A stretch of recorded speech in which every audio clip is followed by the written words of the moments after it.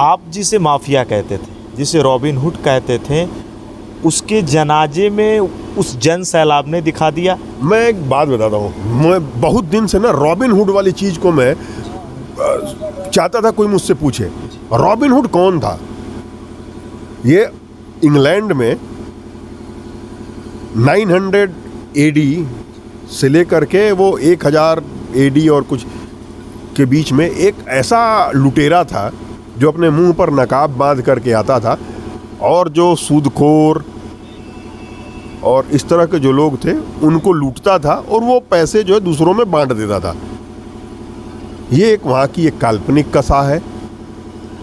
आप क्या चाहते हैं रूल ऑफ लॉ में? देश संविधान से चले या देश लुटेरे तय करें? कौन तय करेगा? अगर मुख्तार अंसारी रॉबिन हुड थे तो मुझे ठीक है, वो रॉबिन हुड मैं उसको मान लेता हूं। रॉबिन हुड किस बात का रॉबिन हुड था जरा आप बताइए? 70 हत्या कर देना, हजारों लोगों से फिरौती ले लेना, हजारों लोगों का अपहरण कर लेना, लाखों लोगों को धमकी दे देना। अगर रॉबिन हुड है तो मुझे वह रॉबिन हुड नहीं चाहिए। रहा सवाल वहां भीड़ आने की, तो भीड़ आने की बात ठीक है, भीड़ आने दीजिए। मोहम्मदाबाद जो कस्बा है वहाँ जहाँ का मैं मूल निवासी हूँ, मैं जानता हूँ बहुत सकरी गलियाँ हैं, पतली गलियाँ हैं।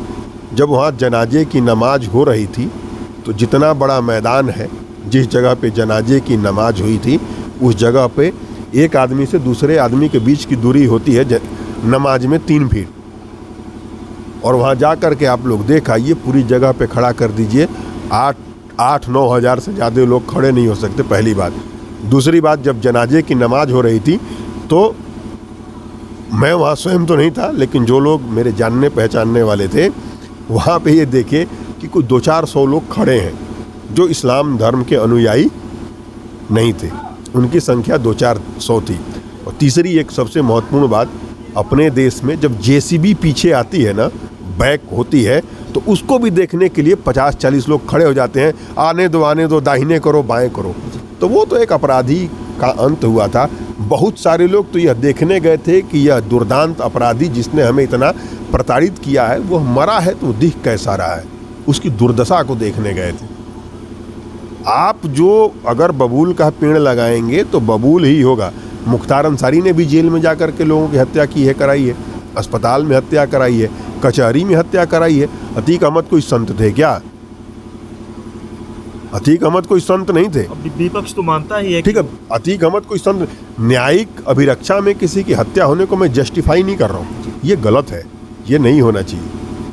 लेकिन जिसने हत्या की, जब थोड़ा सा उसकी जांच हो, उसके तथ्य जब रिपोर्ट आ गई है, उसकी जांच हुई थी, उसकी इंक्वायरी हुई थी, तो लोगों को पता था, सरकार के पास रिपोर्ट आई होगी, पूरी अच्छे से रिपोर्ट होगी कि उसकी हत्या जिसने की क्यों की, कोई कराया,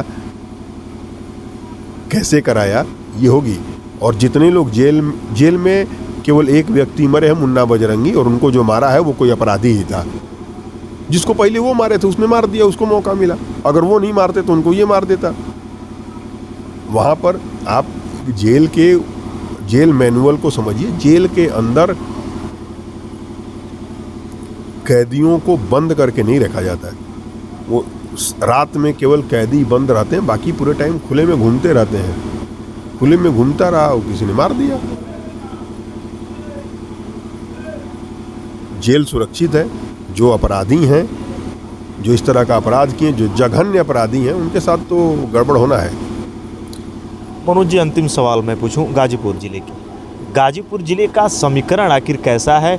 अब अभी भी लोग कहते हैं कि बीजेपी के कार्यकर्ता नाराज हैं, भले ही आप लोग धुंध हाँक रहे हैं कि नहीं सब ठीक है, लेकिन अभी भी कुछ ऐसा है जो कि बीजेपी के कार्यकर्ताओं को पच नहीं रहा है कि यार प्रत्याशी की हमेशा बात हो रही है, मनोज सिन्हा जी। 1-2 बातें आप समझिए। भारतीय जनता पार्टी ऐसी पार्टी है जिसमें हर कार्यकर्ता को पता है कि मैं प्रधानमंत्री बन सकता हूं। नरेंद्र मोदी जी जिस दिन कार्यकर्ता थे उस दिन उनको थोड़ा ना पता था कि मैं प्रधानमंत्री बन जाऊंगा। तो भारतीय जनता पार्टी में हर कार्यकर्ता को पता है कि वो प्रधानमंत्री बन सकता है। हर कार्यकर्ता की अपनी एस्पिरेशन है। बहुत सोचते हैं कि यार पारसनाथ राय जी कार्यकर्ता थे, उनको जब मिल गया तो हमको क्यों नहीं मिल सकता था? हमको ही मिल सकता था। और उनका सोचना बहुत जायज़ है, स्वाभाविक है। दूसरा क्या है कि आपने कहा कि मनोज सिन्हा जी की अपील यहाँ पे ऐसी है कि हर आदमी चाहता है कि मनोज सिन्हा जी यहाँ आए, चुनाव लड़ें। वो जम्मू कश्मीर चले गए हैं, हम लोगों से बहुत दूर हो गए हैं, हम लोगों से कम मिलते हैं। यहाँ जब गाजीपुर में होते थे, जब मंत्री थे, तो हर हफ्ते आ जाते थे लोगों के बीच, और उनका जितने लोग स्वभाव जानते हैं कि सबको नाम लेकर के बुलाएंगे, आओ बेटा, सबका नाम लेकर के बुलाना, मिलना जुलना, सबको दुलार करना, प्यार करना। तो हर कार्यकर्ता उनसे कनेक्टेड था, हर आदमी को लगता था कि वही आ जाए। वो नहीं आए तो लोगों को लगा कि ये नहीं आए। पारस जी आए तो सब लोगों को लगा कि अच्छा हम भी हो सकते थे। जब पारस जी हो गए तो भारतीय जनता पार्टी का हर कार्यकर्ता इनसे बहुत खुश है। ठीक है, अगर 2-4 लोग नहीं खुश हैं, ठीक है, तो वो अपनी असहमति दर्शा रहे हैं। भारतीय जनता पार्टी एक लोकतांत्रिक पार्टी है, ठीक है, यहाँ पे हर आदमी को कहने की आज़ादी मिलती है। वो कहता है, वो हमारे फोरम से बाहर तो है नहीं, वो हमारे फोरम में है, हमारे कार्यक्रम में है। जब हम लोग बैठेंगे, जो 2-4-10 लोग थे जो इस तरह की बात की, सब लोग बैठे, उनसे बात हुई, आज सब लोग साथ में हैं। कोई ऐसा तो है नहीं कि इनके विरोध में। क्या आप लोग कह रहे हैं कि इनसे कार्यकर्ता नाराज हैं? जरा बता दीजिए कि पूरे ज़िले में कोई एक आदमी विरोध करने वाला मिला?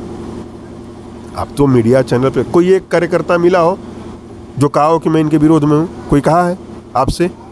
एक भी आदमी नहीं मिला। अब विरोध में, कहाँ विरोध में है? अगर किसी के दिल के अंदर कोई बात है तो उसके अंदर अगर अरमान है कि मैं प्रधानमंत्री बन जाऊं तो बुरा क्या है? वो भी तो देखता है कि हमारा एक कार्यकर्ता ही प्रधानमंत्री बना, हमारा एक कार्यकर्ता ही मुख्यमंत्री बना। तो जब हमारा कार्यकर्ता प्रधानमंत्री मुख्यमंत्री बन सकता है तो हमारा सभी कार्यकर्ता सोचता है कि हम क्यों नहीं प्रधानमंत्री मुख्यमंत्री बने, इसमें बुराई क्या है? भारतीय जनता पार्टी अगर मजबूत है तो उसके पीछे यही है कि यहाँ का हर कार्यकर्ता किसी भी दिन कोई भी कुछ भी बन सकता है। विपक्ष कहता है ना कि जिससे बीजेपी को खतरा है उसके पीछे आप ईडी और सीबीआई लगा देते हैं। वो लोग क्यों नहीं लगाते थे? जब कांग्रेस की सरकार थी, आपको बहुत अच्छे से स्मरण होगा, 8-8 घंटे 10-10 घंटे उस समय के तत्कालिक मुख्यमंत्री गुजरात के और आज के वर्तमान के प्रधानमंत्री जी से सीबीआई और बना था उस समय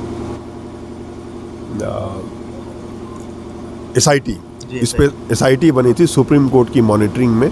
उनसे कितनी बार पूछताछ की? भारतीय जनता पार्टी ने तो कहा नहीं, कभी विरोध तो किया नहीं। और आप चोरी करोगे और आपके पीछे ईडी ना लगे, ये संभव नहीं है।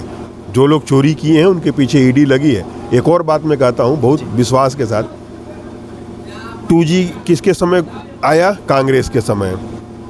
कोलगेट किसके सामने आया? कांग्रेस के समय। कॉमनवेल्थ किसके समय आया? कांग्रेस के समय। आदर्श घोटाला किसके समय आया? उस समय कांग्रेस की सरकार थी। आपकी सरकार थी और आपकी सरकार के समय ही भारतीय जनता पार्टी ले आकर के ये बताई कि आपने इतना बड़ा स्कैम किया। उन दिनों देश का एक एक बच्चा सड़क पे खड़ा था, ये मान के तैयार था कि कांग्रेस की रिजीम में भ्रष्टाचार हुआ है। 10 साल से नरेंद्र मोदी जी के भी नेतृत्व में सरकार है, आप भी विपक्ष में हो। ऐसा तो है नहीं कि आपको चीज़ों का एक्सेस नहीं। सूचना का अधिकार में 10 रुपया खर्च करिए, आपको फाइल नोटिंग मिल जाएगी, आप फाइल देख लीजिए। यहाँ एक भी पैसे का कोई भ्रष्टाचार नहीं हुआ है।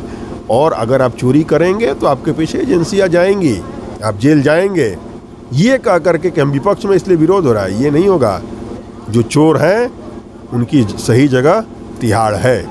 आप जिसका विरोध करते हैं वो जब आपके पाले में आता है तो बीजेपी कहती है कि आपके सारे पाप धुल गए। ऐसा किसके साथ हुआ है? ऐसा किसी के साथ तो हुआ नहीं। आप उठा करके देख लीजिए, कुल आप जाइए ईडी में, मैं आपको सुझाव देता हूँ, 10 रुपया खर्च करिए और ईडी से पूछ लीजिए कि कितने केसेस रजिस्टर्ड हुए और कितने केसेस में आपने क्लोजर रिपोर्ट लगाई। ईडी ने किसी केस में क्लोजर रिपोर्ट नहीं लगाई है। जिसके विरुद्ध में साक्ष्य हैं उनके विरुद्ध में कार्रवाई हो रही है, जिनके विरुद्ध में साक्ष्य नहीं है उनके विरुद्ध में कार्रवाई नहीं होगी। एफआईआर होने का क्या मतलब हो जाता है कि आप अपराधी हो गए? FIR is just first information report, प्राथमिक सूचना। प्राथमिक सूचना है, उस पर जांच होती है। अगर ईडी ने किसी से बुला करके पूछताछ कर ली, ठीक है, कि मेरे पास यह सूचना आई है, आप आए अपनी बात कहे कि हम आपको जो सूचना है वो सही नहीं है, यह है, उस पर कार्रवाई होती है। गाजीपुर जिले के भाजपा के नेता आज खास मुलाकात और लोकसभा पे चर्चा हुई मनोज राय जी के साथ। मनोज जी, इतना समय आपने दिया, आपका बहुत बहुत धन्यवाद। धन्यवाद।